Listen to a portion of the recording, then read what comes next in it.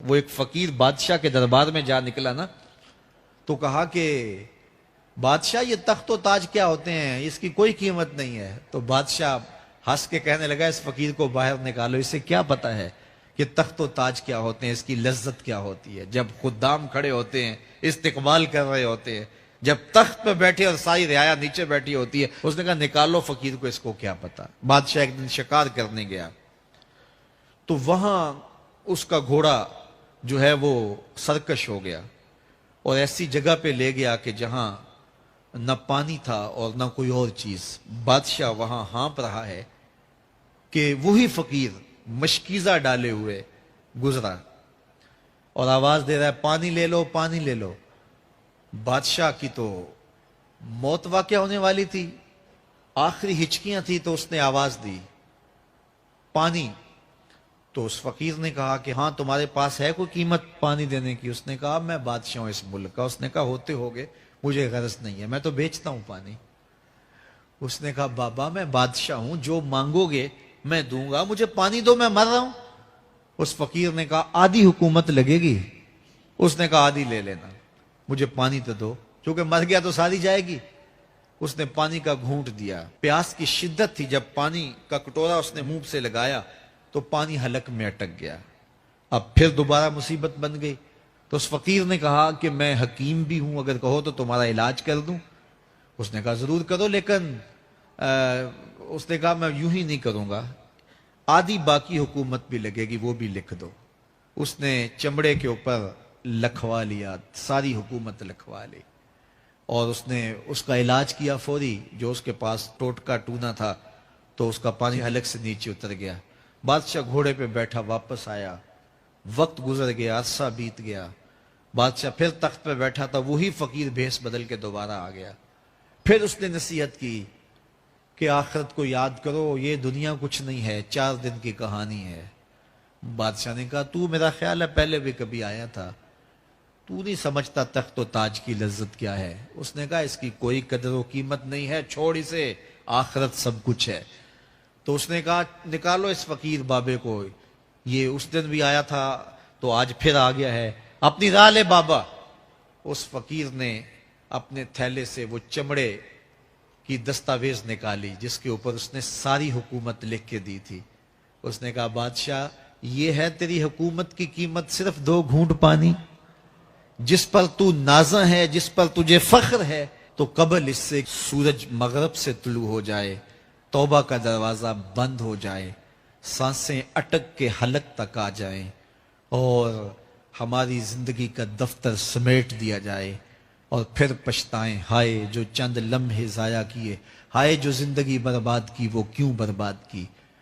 کل کے پچھتاوے سے بہتر آج کا پچھتاوا، زندگی پلٹ ہوگا، وقت پر کافی ہے ایک قطرہ بھی آب خوش ہنگام کا، جل گیا جب کھیت برسا می تو پھر کس کام کا۔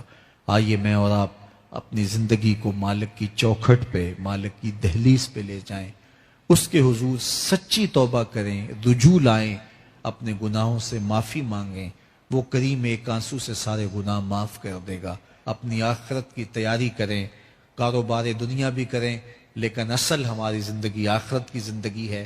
صحابہ کو خندق کھودتے دیکھا تو پیار آیا تو یہی کہا اللہم ان العیشہ عیش الاخرہ، اے اللہ زندگی تو آخرت کی زندگی ہے، فاغفر للانصار والمہاجرہ، میرے انصار کو بھی بخش دے، میرے مہاجروں کو بھی بخش دے۔ تو اللہ تعالی ہم سب کی مغفرت فرمائے۔ تو صوفیہ فرماتے ہیں 100 باتوں کی یہ بات، دنیا میں ایسے رہو جس طرح کشتی پانی میں رہتی ہے۔ کشتی پانی میں رہتی ہے لیکن پانی کو اپنے اندر نہیں آنے دیتی۔ کشتی پانی میں رہے تو تیرتی رہے گی، پانی اندر آ گیا تو ڈوب جائے گی۔ تم دنیا میں رہو خیر ہے، دنیا تمہارے اندر نہیں آنی چاہیے، اور اگر دنیا تمہارے اندر آ گئی تمہارے پلے کچھ بھی نہیں بچے۔ من نظر الی الدنیا نظر الحب اخرج اللہ تعالی من قلبہ نور الیقین والزہد۔ حضرت امام ابو نعیم الاصفہانی حلیہ میں لکھتے ہیں کہ جس نے دنیا کو محبت کی نظر سے دیکھا، اللہ اس کے دل سے زہد اور تقوی کے نور کو کھینچ لیتا ہے، اس کا دل اجڑ جاتا ہے اگر اس کا مطمع نظر دنیا بن گیا۔ اللہ اکبر۔ حضرت حارثہ رضی اللہ تعالیٰ عنہ جب حضور کی خدمت میں حاضر ہوئے تو آقا کریم نے ان کو کہا کیف اصبحت یا حارثہ، حارثہ بتاؤ تم نے صبح کیسے گزاری؟ تو انہوں نے کہا کہ میں نے حالت ایمان میں صبح کی ہے۔ تو کہا ہر دعوے کی کوئی دلیل ہوتی ہے، تیرے اس دعوے کی دلیل کیا ہے؟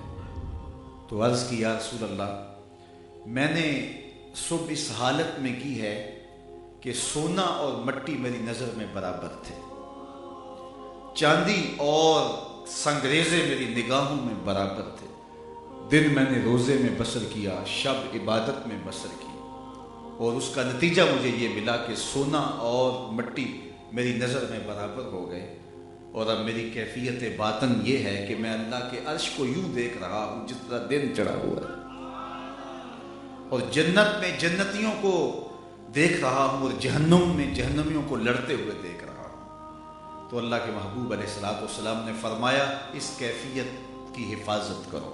رومی کہتے ہیں کہ پیٹ بھر جاتا ہے آنکھ نہیں بھرتی، تو اس لیے آنکھ کیسے بھرے گی؟ یہ قناعت سے بھرے گی، اور جب انسان اللہ کی تقسیم پہ راضی ہو جاتا ہے تو پھر اس کی زندگی سوکھی ہو جاتی ہے۔ آج ہر بندہ ٹینشن میں مبتلا ہے، جو جس حالت میں ہے مطمئن نہیں ہے۔ آؤ تمہیں حضور کا ایک فرمان سنو، سیدنا علی المرتضیٰ رضی اللہ تعالی عنہ کی مرویات سے ہے۔ میرے آقا نے فرمایا جو اللہ کے دیے گئے تھوڑے رزق پہ راضی ہو گیا، اللہ قیامت کے دن اس کے تھوڑے عملوں پہ راضی ہو جائے گا۔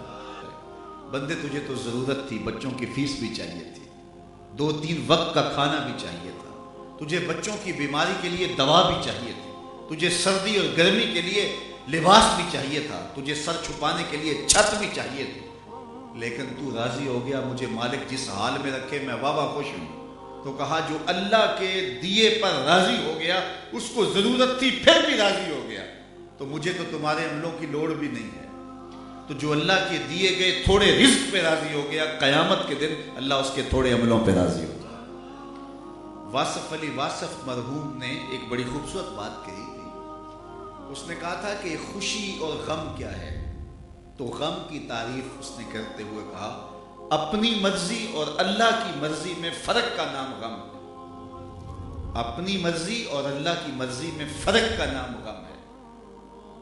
ہوگا وہی جو رب چاہے گا، لیکن بندہ جو کچھ اور چاہ رہا ہے تو پھر بے چینی اور اضطراب پیدا ہو جائے، غم بن جائے گا۔ لیکن اگر اپنی چاہت مالک کی چاہت میں گم کر دے تو پھر جس حالت میں بھی وہ رکھے بندہ خوش ہوگا، تو پریشانی ہی ختم ہو گئی۔ تو اللہ کی رضا پہ راضی رہنا یہ وہ دولت ہے جس سے اہل اللہ کو طمانینت نصیب ہوتی ہے۔ کھرب پتی لوگ دولت کے انبار رکھنے کے باوجود بھی قرار کی دولت سے مالا مال نہیں ہوتے، نیند کی گولیاں کھا کے انہیں نیند آتی ہے، اور یہ فقیر جن کے پاس کچھ بھی نہیں ہوتا چین کی نیند سوتے ہیں، ان کو قرار کیسے آ جاتا ہے؟ یہ رب کی رضا پہ راضی۔ جہانگیر دریائے راوی کے کنارے سیر کرتا ہوا گیا تو ایک ریت کے اوپر فقیر لیٹا ہوا تھا، تو فقیر کے قریب سے گزرا، اس میں جنبش ہی نہیں ہوئی، تو بادشاہ کے دل میں آیا کہ شاید اس نے مجھے پہچانا نہیں کہ میں کون ہوں، تو رک گیا اور فقیر کو کہنے لگا کہ کیسی زندگی گزر رہی ہے؟ تو فقیر نے بڑی بے نیازی سے دیکھا اور کہا کچھ تو تیرے جیسی گزر رہی ہے اور کچھ تیرے سے بہتر بھی گزر رہی ہے۔ اس نے کہا شاید تو نے مجھے پہچانا نہیں۔ کہا بادشاہ وقت تو پہچانتا ہوں آپ کو۔ تو کہا پھر یہ کیا بات کہہ دی؟ میرے جیسی زندگی کا تصور ہی نہیں ہو سکتا، چاہے جائے کہ میرے سے بہتر۔ تمہیں شاہی دربار کے جمال کا کیا پتا، کس طرح وہاں حسن اور جمال اور خوبصورتیاں اور آسائشیں اور آسودگیاں ہوتی ہیں۔ کہا بادشاہ تو پھولوں کے بستر پہ سوتا ہے اور میں اس ریت پہ سوتا ہوں، جب آنکھ لگ جاتی ہے تو تجھے خبر نہیں ہوتی کہ میں کہاں لیٹا ہوں، خبر مجھے بھی نہیں ہوتی۔ اس وقت تیری اور میری زندگی ایک جیسی گزر رہی ہوتی، اور جب سحری کے لمحے ہوتے ہیں تو سو رہا ہوتا ہے، میں اٹھ کے مصلی بچھا لیتا ہوں، وہ زندگی تیری زندگی سے بہتر گزر رہی ہے۔ تو انسان پھر جب اس کی رضا کے سانچے میں ڈھل جاتا ہے تو پھر اس کو یہ دولت نصیب ہوتی ہے۔ مومن کے لیے موت تحفہ ہے، عام لوگوں کے لیے تو موت ایک بھیانک منظر ہے، لیکن تحفۃ المومن الموت، مومن کے لیے موت بھی تحفہ ہے. اس لیے جب اہل اللہ انتقال کرتے ہیں تو ماننے والے عرس مناتے ہیں اور اس شادی کو کہتے ہیں، چونکہ یہ وصل محبوب کی گھڑیاں ہوتی. حضرت بلال حبشی کا جب آخری وقت آیا تو سانس ٹوٹنے لگی تو زوجہ سرحانے بیٹھی تھی، اس نے کہا واہ حسنا ہو، ہائے افسوس میرا شوہر مجھ سے جدا ہو رہا ہے. تو ابھی سانسیں باقی تھی تو حضرت بلال حبشی نے پلٹ کے دیکھا، کہا یہ کیا بول رہی ہو، مجھے مبارک دو، میں اپنے آقا محمد عربی کو ملنے جا رہا ہوں. یہ تو وصل محبوب کے لمحے ہوتے ہیں. تو موت تو تحفہ بن جاتی ہے. اقبال نے کہا تھا نا، نشان مرد مومن بات گوئیں چوں مرگ آئے تبسم بر لب اوست. تجھے اللہ کے بندے کی نشانی بتاؤں، جب موت آتی ہے لبوں پہ کامیابی کی مسکراہٹ ہوتی. حضرت خلیل اللہ کے پاس حضرت جبرائیل حاضر خدمت ہوئے. پوچھا کدھر آئے ہو؟ کہا قبض روح کے لیے آئے ہو. تو خلیل عربی میں گہرے یار کو کہتے ہیں، گوڑے دوست کو. تو کہا تجھے رب نے بھیجا ہے قبض روح کے لیے، تو میرے مالک سے جا کے کہہ کہ رب مجھے اپنا خلیل بھی قرار دیتا ہے اور تجھے میری روح کے قبض کرنے کے لیے بھیج دیا. کبھی کسی یار نے بھی یار کی موت چاہیے؟ کبھی آج تک ہوا ہے کوئی یار اپنے یار کی موت چاہے؟ تو جبریل واپس چلے گئے بارگاہ ازدی، محرز گزار ہوئے، مالک تیرے بندے نے یہ پیغام دیا، تیرے خلیل کا یہ پیغام ہے، بھلا کوئی یار بھی یار کی موت چاہتا ہے؟ کہا پھر جا اور میرے خلیل کو میرا سلام دے اور جا کے کہے کبھی ایسا بھی ہوا ہے یار نے یار کو بلایا ہو، یار ملنے بھی نہ آئے؟ تو روح بے چین ہوگی. کہا جلدی کر میری روح قبض کر. تو موت پھر بھیانک نہیں ہوتی، تحفۃ المومن بن جاتی ہے. ربی بن حراش ایک بہت بڑے بزرگ ہوئے، جلیل القدر تابعی گزرے، ساری زندگی نہیں ہنسے. فرماتے تھے کیا خبر میرا انجام کیا ہوگا، اور جب تک یہ یقین نہ ہو دھڑکا لگا رہے یہ مومن کی زندگی. حضرت ابی ملیکہ تابعی کہتے ہیں میں 30 اصحاب رسول سے ملا ہوں. بخاری کتاب الایمان کا یہ 30 اصحاب رسول سے میری ملاقات ہوئی ہے، اور کہتے ہیں ہر ایک ایمان کے بارے میں ڈاٹا فکر مند تھا کہ میرا خاتمہ ٹھیک ہو جائے. رنگا رنگ سہیلیاں پرن کڑے، پر پریا اوستا جانیے جس دا توڑ چڑھے. کتنے لوگ ہیں کہ کس مقام پہ پہنچے ہوئے آخر عمر گمراہ ہو جاتے ہیں. ہمارے سامنے بلعام بن باورا کی مثال موجود ہے. بنی اسرائیل کا مستجاب الدعوات ولی تھا، اور جب ہاتھ اٹھا کے دعا مانگتا تو منہ پہ بعد میں پھیرتا، قبولیت پہلے ہو جاتی. اور پھر اسی کے بارے میں کہا گیا مثلہ کمثل الکلب، اس کی مثال کتے کی مثال. زبان لٹک گئی، زمین چاٹتا تھا مستجاب الدعوات ولی، لیکن انجام اچھا نہ ہوا. نبی کے خلاف ہاتھ اٹھا دیے، برباد ہو گیا، سب کچھ سلب کر دیا گیا. قرآن نے کہا اس کی مثال کتے کی مثال ہے. اسی لیے میاں صاحب بولے پڑھنے اتے مان کرینا تے نہ آکھی میں پڑھیا، او جبار کا ہاتھ سداوے متا روڑ دے دودھ کڑیا. جب تک یہ یقین نہ ہو کہ میرا انجام کیا ہے اتنی دیر تک دھڑکا لگا رہے، ڈر لگا رہے. یہ مومن کی زندگی ہے. انما الاعمال بالخواتیم. حضرت بایزید بستامی سے ایک بڑھیا نے پوچھا حضرت ایک مسئلہ پوچھنے آئی ہوں. کہا پوچھئے. کہا میرے گدے کی 2 مچھی ہے یا آپ کی داڑھی اچھی؟ یہ مسئلہ کوئی مجھے پوچھے پھر جانے کہاں پائے. لیکن بایزید رو پڑے. کہا بڑھیا تیرے اس سوال کا جواب فی الحال تو میرے پاس نہیں ہے، یہ تو مرنے کے بعد ہی بتا سکتا. حضرت بایزید بستامی کا انتقال ہو گیا 72 سال کی عمر میں. بڑھیا خواب میں ملی، خواب میں بایزید ملے بڑھیا کو. بڑھیا نے کہا حضرت میرا سوال اسی جگہ پہ کھڑا ہے. تو آپ نے اپنی داڑھی پہ ہاتھ رکھا اور کہا اللہ کا شکر ہے میرا خاتمہ ایمان پہ ہو گیا. اب تیرے گدے کی دم کو میری داڑھی سے کیا نسبت ہو سکتی ہے؟ تو بڑھیا نے کہا حضرت مجھے بتائیے آپ کے رب نے آپ کے ساتھ سلوک کیا کیا؟ تو سنیے حضرت بایزید نے کیا جواب دیا. کہتے جب میں مالک کے روبرو حاضر ہوا تو میرے مالک نے مجھے پوچھا اے بوڑھے بتا میرے پاس کیا لے کر آیا ہے؟ تو میں نے جواباً عرض کی مالک بادشاہوں کی چوکھٹ پہ جب فقیر آئے تو بادشاہ فقیروں کو یہ تو نہیں پوچھا کرتے کہ کیا لے کر آئے ہو. فقیروں کو تو یہی پوچھا جاتا ہے کیا لینے آئے. میں لے کر کچھ نہیں آیا، تیری رحمت کا سوالی بن کے آیا ہوں. اللہ نے بغیر حساب کے میری مغفرت فرمائی. تو جب تک یہ یقین نہ ہو کہ میرا انجام کیا ہے بندہ یہ مومن کا دل دہلتا رہتا ہے، نہ جانے اگلا لمحہ کوئی کمزور نہ آ جائے اور میرا خاتمہ ایمان پہ ہو جائے. تو یہ مومن کی زندگی ہے. ربی بن حراش تابعی ہیں، ساری زندگی ہنسے نہیں. فرماتے تھے کیا خبر میرا انجام کیا ہو. میرے حضور نے فرمایا لو تعلمون ما عالم لدہقتم قلیلا ولبکیتم کثیرا، جو میں جانتا ہوں اگر تم جان لیتے تمہارے چہروں پہ مسکراہٹ نہ آتی، تم روتے ہی رہتے، ساری زندگی نہیں ہنسے۔ خیر وقت آخر آیا، ربی بن حراش کا انتقال ہو گیا۔ ان کے بھائی ربی بن حراش غسال کو بلا لائے کہ میرا بھائی فوت ہو گیا، انہیں غسل دے دو۔ وہ غسل خانے میں داخل ہوا، غسال تو فوراً باہر واپس آ گئے۔ کیا ہوا ہے؟ کہا یا تیرا بھائی بڑا عجیب ہے۔ ہوا کیا ہے؟ کہا نحن نغتسلہ وہو یتبسم، ہم اسے غسل دیتے ہیں یہ آگے سے مسکراتا۔ کہا میرے بھائی نے قسم کی تھی جب تک اچھا انجام نہیں دیکھوں گا نہیں مسکراؤں گا، تو آج مرنے کے بعد مسکرا رہا ہے تو اس نے انجام بخیر دیکھ لیا ہے۔ پورے شہر میں شور مچ گیا کہ ایک شخص مرنے کے بعد مسکرایا ہے۔ بعض نے کہا گھڑی ہوئی کہانیاں ہیں، بھلا بندہ مرنے کے بعد بھی مسکرا سکتا ہے؟ بعض نے کہا یار بندہ تو اچھا تھا۔ ایک بہت بڑا ہجوم اکٹھا ہو گیا اور ان کے گھر کا رخ کرتا ہے۔ کچھ شوق دیدار میں چل پڑے، کچھ محض تماشائی ہیں، کچھ تیکھے تیکھے سوال لیے کہ اہل خانہ سے پوچھیں گے کیا ہوا کیسا ہوا، کچھ ہنسنے کے لیے تمسخر اڑانے کے لیے ساتھ چل پڑے، ملے جلے جو لوگ، اور ایک بہت بڑا طوفان ان کے گھر کا رخ کرتا ہے۔ اتنے میں انہیں غسل دے کے چادر چارپائی پہ ڈال کے کفن بھی اڑایا جا چکا تھا۔ لوگ داخل ہوئے قبل اس سے کہ کوئی سوال اٹھاتا اور اہل خانہ جواب دیتے۔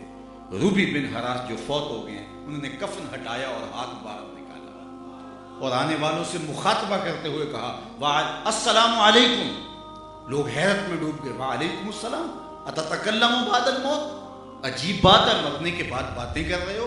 قال نعم اتکلم بعد الموت، کہا ہاں میں مرنے کے بعد باتیں کر رہا ہوں۔ عرش فرش پہ بانگا ملیاں تے مکے پہ گیا شور، بلے شاہ اسا مرنا نہ ہی تے گور پیا کوئی ہو، فالا نحیینہ حیاتا طیبہ۔ اور اقبال بولا فطرت ہستی شہید آرزو رہتی نہ ہو، خوب در پہ کر کی اس کو جستجو رہتی نہ ہو، موت کو سمجھا ہے غافل اختتام زندگی، یہ ہے شام زندگی صبح دوام زندگی۔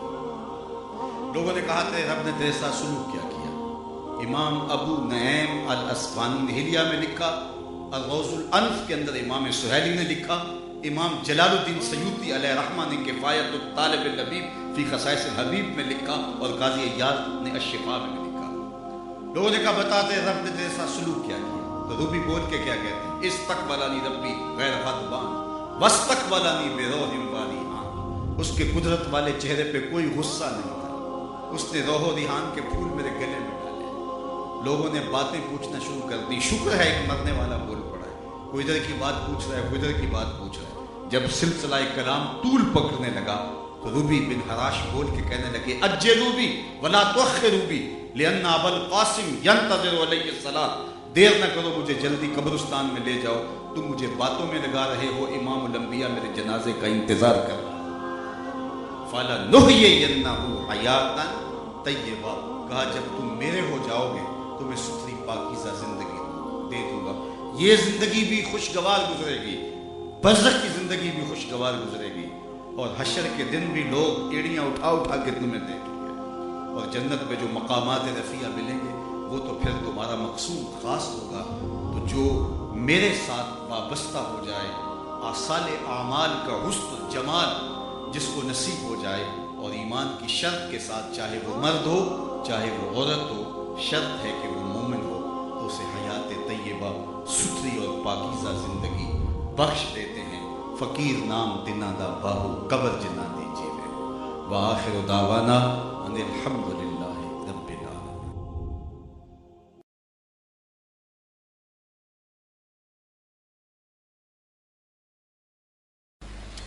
بڑا معروف نام ہے بہلول کا، مجاذیب میں مجذوب وہ ہوتا ہے کہ تجلیات کے وفود سے جس کا چراغ عقل ٹوٹ جائے، بجھ جائے، جس کا شیشہ عقل ٹوٹ جائے، اس کو مجذوب کہتے ہیں، لیکن اللہ کی قربت کے سائے میں وہ رہتا ہے۔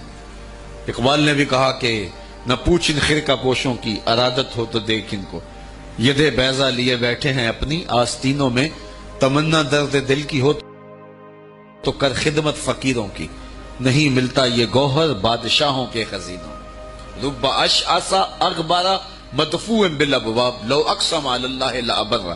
بہت سارے لوگ کہ ان کے بال بکھرے ہوئے، حالت پراگندہ، تمہارے دروازے پہ ہیں، تم دھکا دے دو، بابا پرے چلا جا. لیکن فرمایا کبھی انہیں چھیڑنا بیٹھنا، اللہ کے نام پہ قسم ڈال دیں تو اللہ پوری کر دیتا ہے. ایسے لوگ بھی، یہ بخاری کی روایت ہے جو میں آپ کے سامنے پیش کی ہے. رب اشعث اغبر مدفوعا بالابواب لو اقسم علی اللہ، اگر اللہ پہ کوئی قسم ڈال دیں لابرہ، اللہ پھر پوری کرتا ہے، ان کی لاج رکھتا ہے پھر، چونکہ بندے جو اس کے ہوتے ہیں. بغداد کا بازار تھا اور ایک حلوائی جو ہے وہ صبح صبح اپنی دکان سے جا رہا تھا کہ ایک فقیر آ نکلا، لکڑی کے کھڑاؤں اس نے پہنے ہوئے تھے. تو کہا بابا جی آؤ ذرا بیٹھو. تو اس نے گرم گرم دودھ نکال کر کے بابا جی کو پیش کیا. صبح کا موقع تھا، اس نے پیا اور اللہ کا شکر ادا کیا اور اس کو بھی کہا تیرا بھی شکریہ، اور فقیر آگے چل پڑا. بازار کا منظر تھا، آگے ایک فاحشہ عورت اپنے دوست کے ساتھ، اپنے یار کے ساتھ سیڑھیوں پر بیٹھ کے موسم کا لطف لے رہی تھی. یہ آج کل جس طرح ہلکی ہلکی بوندا باندی ہو تو جی چاہتا نا کہ باہر آئیں اور منظر دیکھیں. تو ساون کی رت لگی ہوئی تھی، ہلکی ہلکی بوندا باندی تھی. تو سیڑھیوں پہ بیٹھ کے وہ موسم کا لطف لے رہے تھے کہ یہ فقیر اپنی موج میں بازار سے گزرا. تو لکڑی کے کھڑاؤں تھے، کیچڑ اڑ کے کبھی دائیں گرتا تھا کبھی بائیں گرتا تھا. ایک چھینٹا اڑا اور اس عورت کے لباس پہ جا گرا. اس کے پاس اس کا بیٹھا ہوا جو یار تھا اسے بڑا غصہ آیا، اٹھا اور آ کے فقیر کے منہ پہ تپڑ مارا. فقیر بنے پھرتے ہو، چلنے کی تمیز بھی نہیں ہے، قیمتی لباس آیا کر دیا. فقیر نے آسمان کی طرف دیکھا اور ہنس کے کہا مالک تو بھی بڑا بے نیاز ہے، کہیں سے دودھ پلواتا ہے کہیں سے تھپڑ مرواتا ہے. حضرت داتا گنج بخش علی حجویری کشف الماجوب میں لکھتے ہیں فقیر اتنی دیر تک فقیر نہیں بنتا جب تک خدا کی رضا پہ راضی نہیں ہو جاتا. بلیا لوکی تینو کافر کافر آکھن تو آہو آہو آکھ، جب تک یہ کیفیت نہیں ہو جاتی فقیر فقیر نہیں بنتا. کہا مالک تیری بھی عجیب شان ہے، کہیں سے دودھ پلواتا ہے کہیں سے تھپڑ مرواتا ہے. یہ کہہ کے فقیر آگے چل پڑا. وہ عورت چھت پہ جانے لگی تو پاؤں پھسلا سیڑھی سے تو سر کے بل گری. چوٹ کوئی ایسی آئی کہ موقع پہ فوت ہو گئی. شور مچ گیا کہ فقیر نے کوئی بد دعا دی تھی آسمان پر منہ کر کے تو یہ قیمتی جان چلی گئی. فقیر ابھی بازار کے دوسرے کونے تک نہیں پہنچنے پائے تھے کہ پکڑ لیے گئے. لوگوں نے کہا فقیر بنے پھرتے ہو، حوصلہ بھی نہیں رکھتے ہو، کیا ہوا میاں؟ کہا تم نے بد دعا دی اور عورت کی جان گئی. کہا بلّہ میں نے تو کوئی بد دعا دی تھی. کہا نہیں تیری بد دعا کا کیا دھرا ہے. لوگوں نے جو ہے وہ ضد کی کہ تو نے کوئی بد دعا دی تھی تب ایسا ہوا ہے. جب لوگوں نے ضد کی نا، اس نے کہا اگر سچی بات پوچھتے ہو نا تو میں نے بد دعا کوئی نہیں دی، یہ اصل میں یاروں یاروں کی لڑائی ہے. کہا وہ کیا؟ کہا جب میں گزر رہا تھا تو میرے پاؤں سے چینٹا اڑا، اس عورت کے لباس پہ پڑا تو اس کے یار کو غصہ آیا، اس نے مجھے مارا، پھر میرے یار کو بھی غصہ آ گیا. تو کہا رب اشعث اغبر مدفوع بالابواب لو اقسم علی اللہ لابر. اولاد کی تربیت ہمارے ذمہ لازم ہے اور اس تربیت کا بہترین ذریعہ ہماری اپنی تربیت ہے. اولادیں ہماری گفتگو کو تھوڑا، ہمارے عمل کو زیادہ قبول کرتی ہیں. آج لوگ ہمارے پاس آتے ہیں جی ہمارا بچہ نماز نہیں پڑھتا. چلو ہم نہیں پڑھتے یہ تو پڑھے. تو میں کہتا ہوں یہ کیوں پڑھے؟ جب تم مصلی بچھاؤ گے تو یہ بھی بچھائے گا. تو ہم نے اپنے عمل سے اپنی اولاد کو جو ہے وہ سیدھا کرنا ہے اور ان کو درست راستے پہ لانا ہے. بالخصوص بچے جب چھوٹے ہوتے ہیں اس وقت وہ ماں باپ کی بات کو غور سے سنتے ہیں. انہیں ماں باپ سے بہت زیادہ محتاجی ہوتی ہے، ضرورت مند ہوتے ہیں اور ماں باپ کی عادات کو کاپی کرتے ہیں. اور عموماً ہم بچوں کو اس عمر میں توجہ نہیں دیتے. 4 سال سے لے کر کے 8-9 سال تک کی عمر کا بچہ انتہائی توجہ کا مستحق ہے کہ ماں بھی توجہ دے، باپ بھی توجہ دے. اس کے بعد پھر آہستہ آہستہ وہ مانوس ہونے لگتا ہے اپنے دوستوں سے، اور بالخصوص 12-13 سال کے بعد وہ مانوس ہو جاتا ہے اپنے دوستوں سے. پھر اس نے جو سیکھنا ہے وہ دوستوں سے سیکھتا ہے. اگر دوست اچھے ہوں گے وہ اچھائیاں سیکھ جائے گا، اگر دوست برے ہوں گے تو وہ برائیاں سیکھ جائے گا. اس وقت ہم پریشان ہوتے ہیں کہ ہماری اولاد ہمارے پاس بیٹھتی نہیں ہے. اصل اس کی اب بیٹھنے کی عمر نہیں رہی، کیونکہ وہ تمہارے ہم عمر نہیں ہے کہ تمہارے ساتھ بیٹھیں، اور اب وہ بچے بھی نہیں رہے تو وہ اپنی ہم عمر نسل کو تلاش کریں گے. اس وقت ہم اگر اولاد کو کھینچیں گے تو وہ ہمارے پاس نہیں آئے گی. وقت جو تھا وہ ہم نے ضائع کر دیا. لیکن ہمیں پھر بھی اس دور میں اولاد سے غافل نہیں ہونا چاہیے. ہمیں ایک تو کوشش کرنی چاہیے کہ اچھے لوگوں کی دوستی ان بچوں کے ساتھ جو ہے وہ پیدا کرنے کی کوشش کریں. المرء علی دین خلیلہ فلینظر احدکم من یخالل. رسول اللہ صلی اللہ علیہ وسلم نے ارشاد فرمایا ہر شخص اپنے دوست کے دین پہ ہوتا ہے، تو جب وہ دوستی لگانے لگے تو دیکھے کہ وہ دوستی کس سے لگا رہا ہے. تو جب یہ عمر بچوں کی پہنچ جائے تو اس وقت یہ خیال کیا جائے. اور حضرت سیدنا علی المرتضیٰ رضی اللہ تعالی عنہ نے فرمایا کہ 15 سال سے لے کر کے 20 سال تک کی عمر انتہائی اہم عمر ہے، اور اس عمر میں ہی نظریات بنتے ہیں اور خیالات پختہ ہوتے ہیں. تو جس نے اس عمر کو سنبھال لیا اس نے اپنی زندگی سنوار لی، اور جس کی یہ عمر بگڑ گئی اس کا سب کچھ بگڑ گیا. اس وقت میرے خیال کے مطابق 15 سے 20 سال تک کی اس عمر کو دوست بھی نہیں اتنا بگاڑ سکتے، معاشرہ بھی اتنا نہیں بگاڑ سکتا. اس عمر کو اس وقت سب سے زیادہ جو چیز بگاڑ رہی ہے وہ ہمارا سوشل میڈیا ہے، ہمارا الیکٹرانک میڈیا ہے، اور یہ موبائل جو ہر بچے کے ہاتھ میں آ گیا. تو کم از کم 15 سال سے لے کر 20 سال تک کی عمر کے بچوں کو آپ موبائل لے کر نہ دیں، اور انتہائی ضرورت پر ان کو استعمال کرنے کی اجازت دیں. باقی ان کو اس عمر کے اندر اگر آپ نے اجازت فراہم کر دی اور وہ آپ کے کہے میں نہ رہے تو یہ ایسی بربادی ہے، ایسی تباہی ہے کہ جس کا ازالہ بعد میں بہت مشکل ممکن ہوگا. اس لیے اس وقت سب سے زیادہ ہمیں جو چیز نقصان پہنچا رہی ہے، ہماری معاشرت کو جو چیز کھوکھلا کر رہی ہے، وہ یہ چیز ہے. یہ میں کل کی ایک رپورٹ پڑھ رہا تھا انڈیا کی، کہ انڈیا کا جو معاشرہ ہے اس میں جو نوجوان ہیں وہ بالکل اس میڈیا کی وجہ سے برباد ہو گئے. اور پاکستان میں بھی اس کے اثرات جو ہیں وہ بہت سارے ہیں. لیکن یہاں اب بھی کوئی شرم و حیا موجود ہے، لیکن اگر ہم نے اپنی نسل کے آگے بند نہ باندھا تو یہ میڈیا مغرب کی جانب سے ہماری معاشرتوں کو تباہ کرنے کے لیے ایک ہتھیار کے طور پہ استعمال کیا جا رہا ہے، اور ہماری نسل بڑی تیزی کے ساتھ جو ہے اس کا شکار ہو رہی ہے، اور گھر لٹ رہے ہیں. شرم و حیا وہ جو ہے وہ اس کا جنازہ نکل رہا ہے. تو اس حوالے سے والدین کو خصوصی توجہ دینے کی ضرورت ہے. پھر ہاتھ ملیں گے تو پھر جو ہے وہ اس کا کوئی علاج نہیں ہوگا. لکھا ہے وہ ہمیں مل کے رہے گا. شیخ سعدی شیرازی فرماتے ہیں یہ کبھی نہیں ہوتا کہ مقدر کا لکھا نہ ملے، ہمارے اوپر صرف کوشش کرنا ہے. انہوں نے بڑی خوبصورت مثال دی کہ ایک بندہ جا رہا تھا جنگل میں، تو اس نے دیکھا کہ ایک لومڑی ہے جس کے پاؤں بھی کٹے ہیں، ہاتھ بھی کٹے ہوئے. تو اس نے کہا مالک تو اس کو کیسے رزق دیتا ہوگا؟ تو وہ ایک درخت پہ چڑھ کے بیٹھ گیا. ایک شیر آیا، اس نے شکار کیا اور کچھ کھایا اور باقی بس خردہ چھوڑ کے چلا گیا. یہ رینگتی ہوئی آگے بڑھی اور وہ جو بچا کھچا تھا اس نے وہ کھا لیا. تو اس کا بڑا یقین کامل ہو گیا. اس نے کہا کہ مالک تو کتنا کریم ہے، اس کو بھی رزق دیتا ہے. ایک غار میں جا کے بیٹھ گیا. جب وہ بے دست و پا لومڑی کو رزق دیتا ہے انہیں تو پھر انسان. ایک پہر گزرا، 2 پہر گزرے، تو ہاتف سے آواز آئی میرے بندے میں تجھے بھی دوں گا، لیکن شیر بن لومڑی نہ بن.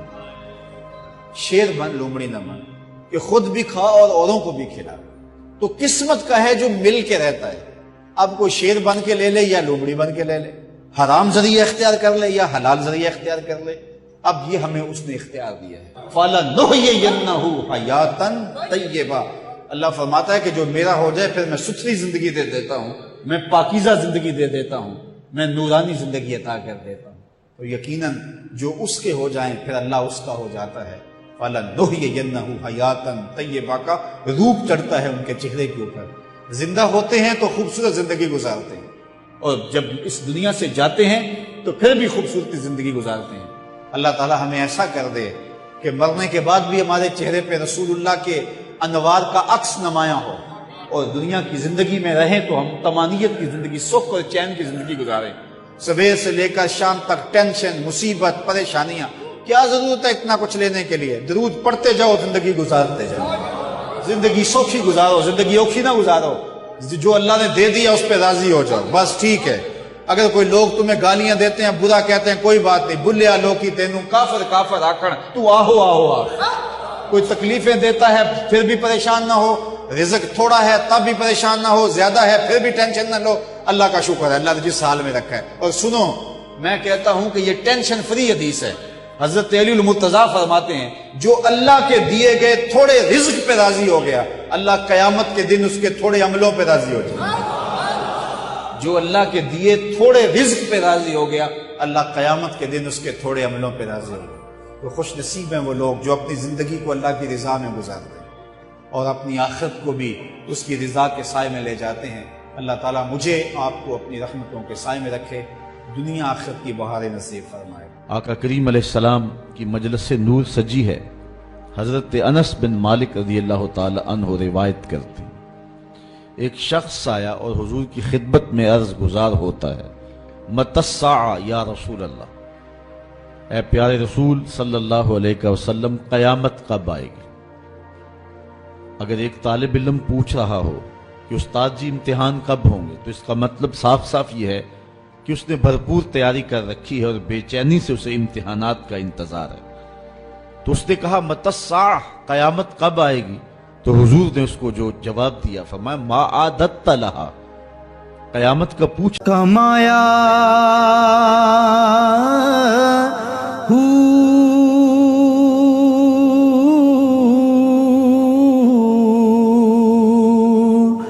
نام بھج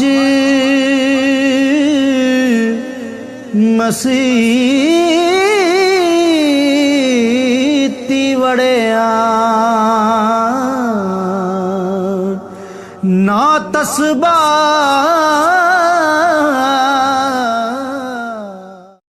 رہے ہو، اس کے لیے تیاری کیا کر رکھی؟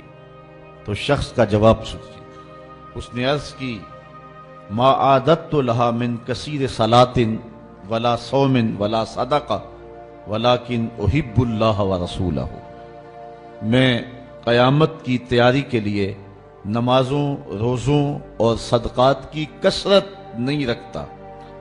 بعض ہمارے خطبہ جوش خطابت میں کہہ دیتے ہیں کہ اس نے کہا کہ یا رسول اللہ، نہ میں نمازیں پڑھی ہیں نہ میں روزے رکھے ہیں۔ یہ کیسے ہو سکتا ہے کہ ایک صحابی رسول ہو اور وہ نماز نہ پڑھتا ہو اور وہ روزے نہ رکھتا ہو؟ اس نے روزوں اور نمازوں کی کثرت کی نفی کی ہے۔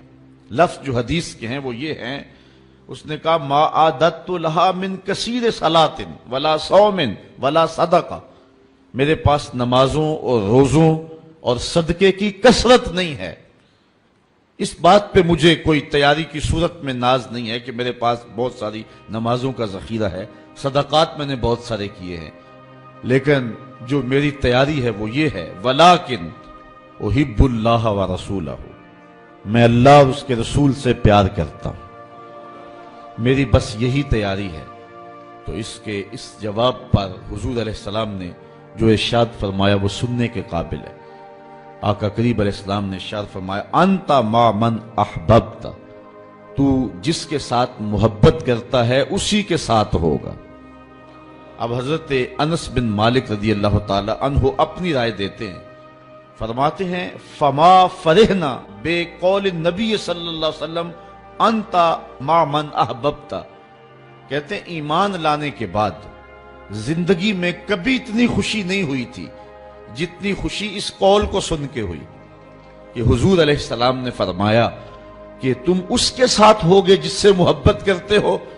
تو حضرت انس رضی اللہ تعالی عنہ مزید فرماتے ہیں انا احب النبی و ابا بکر و عمر و ارجو ان اکون بحبی ایاہم و ان لم اعمل بمثل اعمالہم، کہتے ہیں میں اللہ کے رسول سے پیار کرتا ہوں، میں حضرت ابو بکر سے پیار کرتا ہوں، میں حضرت عمر سے پیار کرتا ہوں، اور ان کی محبت کی وجہ سے میری خوش نصیبی کہ میں ان لوگوں کے ساتھ ہوں گا، اگرچہ میرے اعمال ان کے اعمال جیسے نہیں ہیں، لیکن حضور کا یہ فرمان تو جس سے پیار کرتا ہے اس کے ساتھ ہوگا۔ فرماتے ہیں کہ پھر ہماری خوشی کی انتہا نہ رہی، اور ایمان لانے کے بعد صحابہ سب سے زیادہ اگر کسی قول پہ خوش ہوئے ہیں، کسی بات پہ بہت زیادہ انہیں فرحت ہوئی ہے، تو وہ اس بات پہ فرحت ہوئی ہے کہ حضور نے ارشاد فرمایا انت مع من احببت، تو اس کے ساتھ ہوگا جس کے ساتھ